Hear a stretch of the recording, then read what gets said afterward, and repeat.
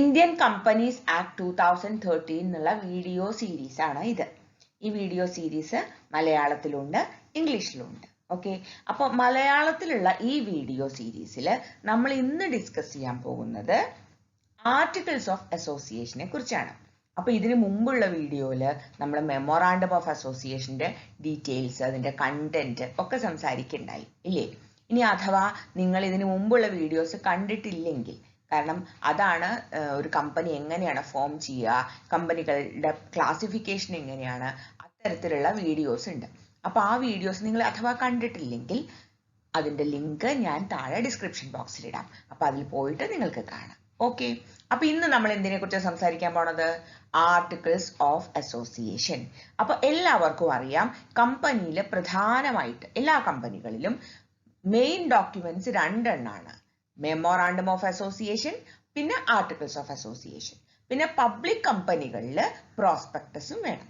Okay, private കമ്പനികളിൽ prospectus അത്ര നിർബന്ധമില്ല, കാരണം പ്രൈവറ്റ് കമ്പനികൾക്ക് പബ്ലിക് ഇഷ്യൂ ചെയ്യാൻ പറ്റില്ല, അവരുടെ ഷെയറും ഡിബഞ്ചറും ഒക്കെ. ഓക്കെ, പിന്നെ ഉള്ളത് പ്രൈവറ്റ് പ്ലേസ്മെന്റ് ആണ്. അതിനെക്കുറിച്ച് നമുക്ക് മറ്റൊരു വീഡിയോയിൽ സംസാരിക്കാം. അപ്പൊ ഇപ്പൊ നമ്മൾ എന്താ സംസാരിക്കാൻ പോണത്?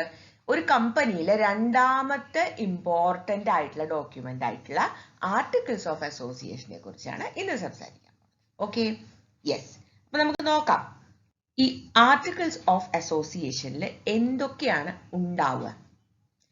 ആർട്ടിക്കിൾസ് ഓഫ് അസോസിയേഷനെ കുറിച്ച് പറയുന്നത് എന്താ വെച്ചാൽ, articles of association is regulating the internal affairs of the company. എന്ന് പറഞ്ഞാലോ, കമ്പനിയുടെ ഉള്ളിലുള്ള കാര്യങ്ങളൊക്കെ ഈ ആർട്ടിക്കിൾസ് ഓഫ് അസോസിയേഷൻ നോക്കിയാൽ നമുക്ക് മനസ്സിലാവും. ഉള്ളിലുള്ള കാര്യങ്ങൾ എന്ന് പറഞ്ഞാൽ എങ്ങനെയാണ് ഇന്റേണലി ഒരു കമ്പനി മാനേജ് ചെയ്യേണ്ടത്. ഇപ്പോൾ ഉദാഹരണത്തിന് ആദ്യം കമ്പനി ഏതൊക്കെ തരത്തിലുള്ള കോൺട്രാക്റ്റുകളിലാണ് എൻറ്റർ ചെയ്യുക, അതായത് കമ്പനിക്ക് ഏത് തരത്തിലുള്ള കോൺട്രാക്റ്റിൽ എൻറ്റർ ചെയ്യാനുള്ള അവകാശം അല്ലെങ്കിൽ അധികാരം ഉണ്ട്, അത് തീരുമാനിക്കുന്നത് ആർട്ടിക്കിൾസ് ഓഫ് അസോസിയേഷൻ ആണ്.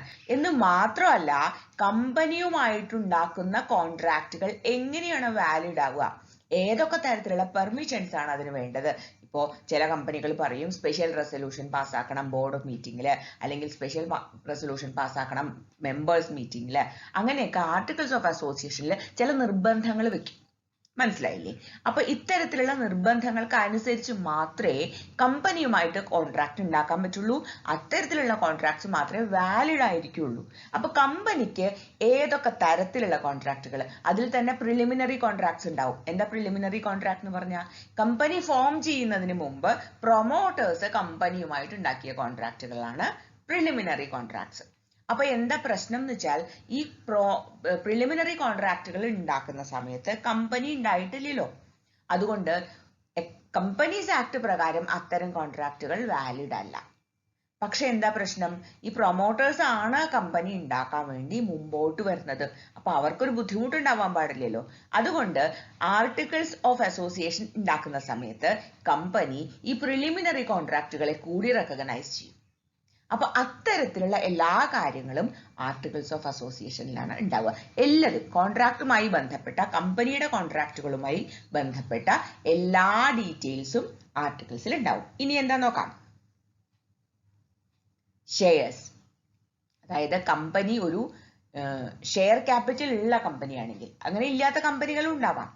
ഷെയർ ക്യാപിറ്റൽ ഉള്ള കമ്പനി ആണെങ്കിൽ കമ്പനിയുടെ ഷെയർസ് എങ്ങനെയാണ് ഡിവൈഡ് ചെയ്തിരിക്കുന്നത്, ഓരോ ഷെയറിന്റെയും ഫേസ് വാല്യൂ എങ്ങനെയാണ്, എപ്പോഴൊക്കെയാണ് കമ്പനി ഷെയർ ഇഷ്യൂ ചെയ്യുക, അങ്ങനെ ഇഷ്യൂ ചെയ്യുകയാണെങ്കിൽ കമ്പനി എന്തൊക്കെ പോളിസീസ് ആണ് ഫോളോ ചെയ്യേണ്ടത്.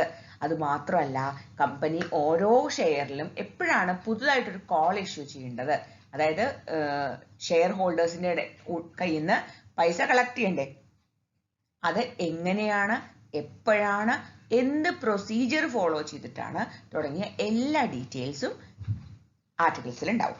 പിന്നെയോ കമ്പനിയുടെ നോമിനേഷൻസ്.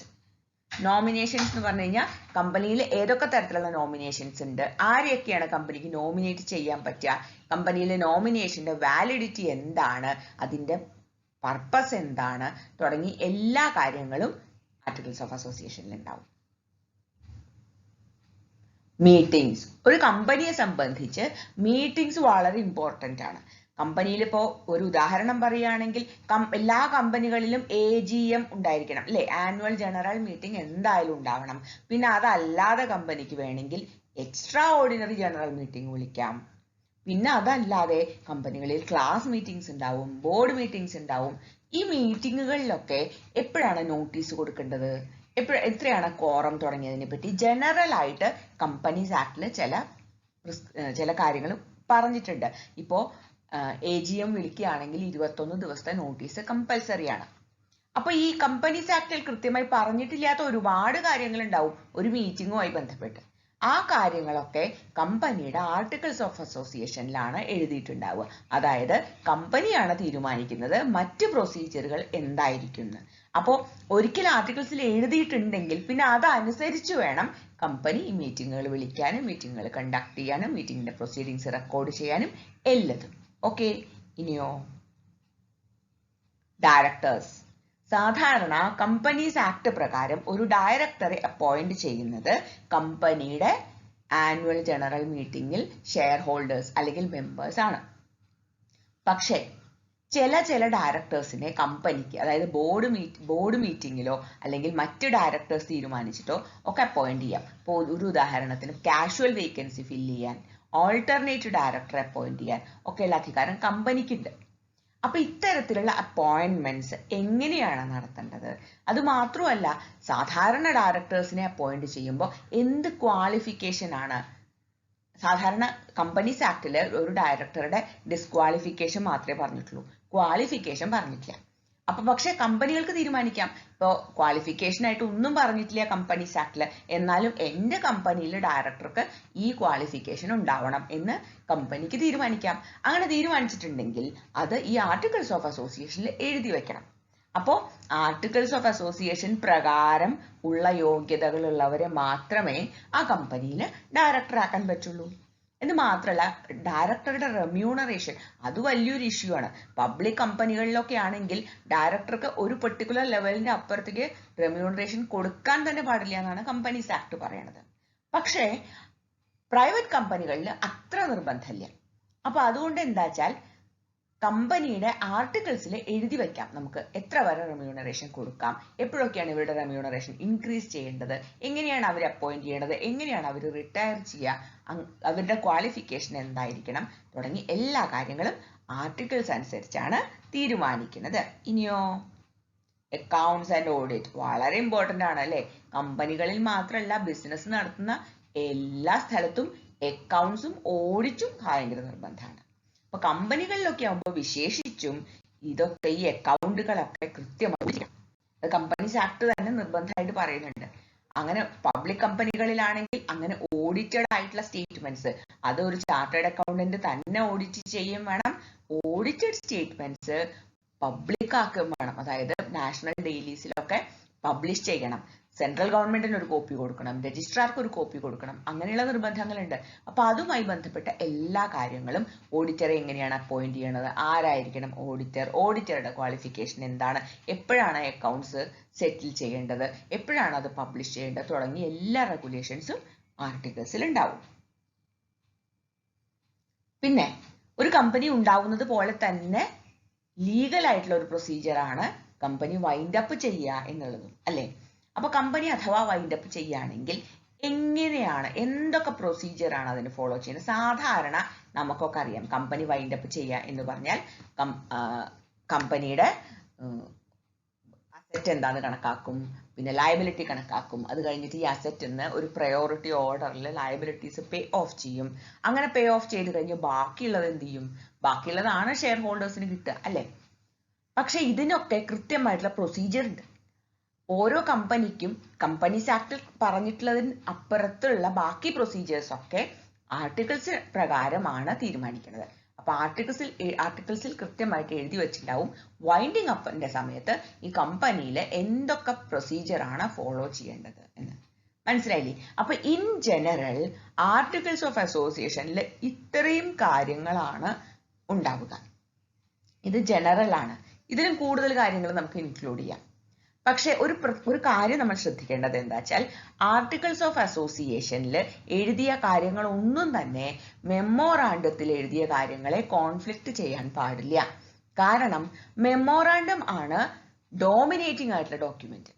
അതിന്റെ താഴെയുള്ള ഒരു സബ്സിഡിയറി ഡോക്യുമെന്റ് ആണ് ആർട്ടിക്കിൾസ്. അതുകൊണ്ട് ആർട്ടിക്കിൾസ് എപ്പോഴും അക്കോർഡിംഗ് ടു ദ മെമ്മോറാണ്ടം ആയിരിക്കണം. എന്ന് മാത്രമല്ല ഈ മെമ്മോറാണ്ടവും ഈ ആർട്ടിക്കിൾസും അക്കോർഡിംഗ് ടു കമ്പനീസ് ആക്ട് 2013 ആയിരിക്കണം. അവിടെ ഒന്നും കോൺഫ്ലിക്റ്റ് ഉണ്ടാവാൻ പാടില്ല. ഓക്കെ, അപ്പോ ഇനി ഈ ആർട്ടിക്കിൾസ് ഓഫ് അസോസിയേഷന്റെ കണ്ടന്റ് സെക്ഷൻ 5 സെക്ഷൻ 5 ആണ് പറയുന്നത് എന്തൊക്കെ ആയിരിക്കണം. Section 5 of Indian companies act 2013 പറയുന്നു എന്തായിരിക്കണം ആർട്ടിക്കിൾസ് ഓഫ് അസോസിയേഷന്റെ കണ്ടന്റ്. ഇനി ആർട്ടിക്കിൾസ് ഓഫ് അസോസിയേഷന്റെ ഒരു മോഡൽ ഫോർമാറ്റ് കൊടുത്തിട്ടുണ്ട് കമ്പനീസ് ആക്ടിന്റെ table F to J. Schedule 1 table F മുതൽ J വരെയാണ്. ഇപ്പോൾ ഉദാഹരണത്തിന് company limited by shares, company limited by guarantee, unlimited company, അങ്ങനെ പലതരത്തിലുള്ള കമ്പനികൾക്ക് കുറച്ച് വ്യത്യാസമുള്ള പലതരത്തിലുള്ള ആർട്ടിക്കിൾസ് ആണ്. ജനറലി എല്ലാവരുടെയും ഫോർമാറ്റ് ഒന്ന് തന്നെയാണെങ്കിലും മനസ്സിലായില്ലേ ആർട്ടിക്കിൾസ് ഓഫ് അസോസിയേഷൻ എന്താണ്, അതിന്റെ കണ്ടന്റ് എന്താണ്. ഇനി മറ്റൊരു ടോപ്പിക്കുമായിട്ട് വേറൊരു വീഡിയോയിൽ കാണാം. Till then bye. ഒരു കാര്യം കൂടി പറയട്ടെ, നിങ്ങൾ ഈ വീഡിയോ കണ്ടിട്ട് നിങ്ങൾക്ക് എന്തെങ്കിലും സംശയങ്ങൾ ബാക്കിയുണ്ട്, എന്തെങ്കിലും സജഷൻസ് തരാനുണ്ട് എങ്കിൽ കമന്റ് ബോക്സിൽ വന്ന് കമന്റ് ചെയ്യണം. I be happy to help U.